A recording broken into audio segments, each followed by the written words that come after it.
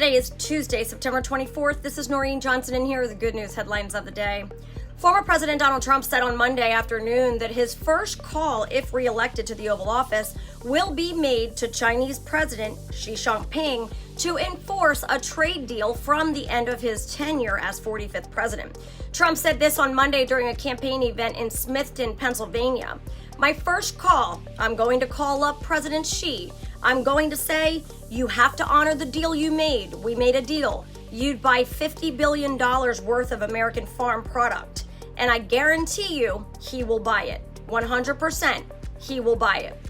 Trump struck a trade deal with China in 2020 that included Beijing's commitment to halt intellectual property theft, refrain from currency manipulation, cooperate in financial services, and purchase an additional $200 billion of U.S. products over 2 years, including up to $50 billion of U.S. agriculture. The deal was dubbed the Phase 1 trade agreement and came amid the U.S. and China's 18-month trade war.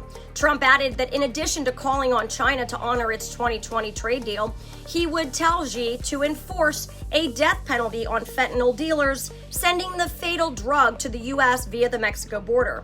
He said China doesn't have a drug problem because they give the death penalty. And then this, Senator J.D. Vance unloaded on Vice President Kamala Harris during a recent campaign stop, taking particular aim at the ongoing disaster at the U.S.-Mexico border and Harris's role in making it worse over the last 3.5 years. Vance said this, "Our message to Kamala Harris is, how dare you call people a racist for wanting to close down that wide open border? Our message to Kamala Harris is, how dare you call the citizens of your own country bad people because they don't want a flood of illegal migration in their country. You're a bad person for causing this border crisis. We are not bad people for complaining about it." Vance also called out the current vice president for the Biden and Harris administration's failures to deliver an economy that worked for the American people. And he offered the presidential hopeful a piece of advice on the topic as well when he said, "No more word salad about how you grew up in a middle-class family. Unleash American energy and unleash American workers.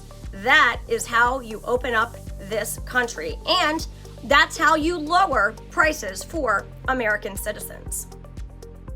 And then in other news, Vice President Kamala Harris reportedly said she is skipping the 79th annual Al Smith Charity Dinner in New York, a traditional event in which presidential candidates roast each other. Former President Donald Trump wrote in a Truth Social post Monday that it will be an honor to attend the dinner, scheduled for October 17th at the New York Hilton Midtown. But Harris's campaign said that she wants to spend time campaigning in battleground states instead. Trump wrote this, "It's sad, but not surprising, that Kamala has decided not to attend.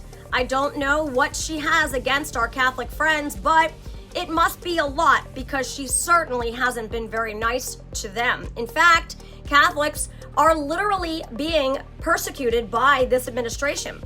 Any Catholic that votes for Comrade Harris is and should have their head examined." And then this, the dynamics at Grace Church in Waco, Texas are a dramatic example of an emerging truth. For the first time in modern American history, young men are now more religious than their female peers. They attend services more often and are more likely to identify as religious. Among Generation Z Christians, this dynamic is playing out in a stark way. The men are staying in church while the women are leaving at a remarkable clip.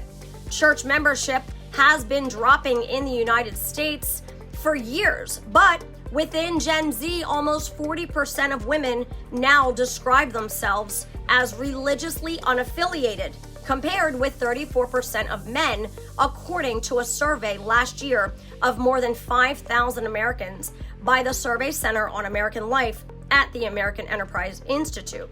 It is too early to know if this new trend in church-going indicates a long-term realignment, said Russell Moore, the editor-in-chief of Christianity Today. But he marveled at its strangeness in Christian history. He said this, I'm not sure what church life looks like with a decreasing presence of women.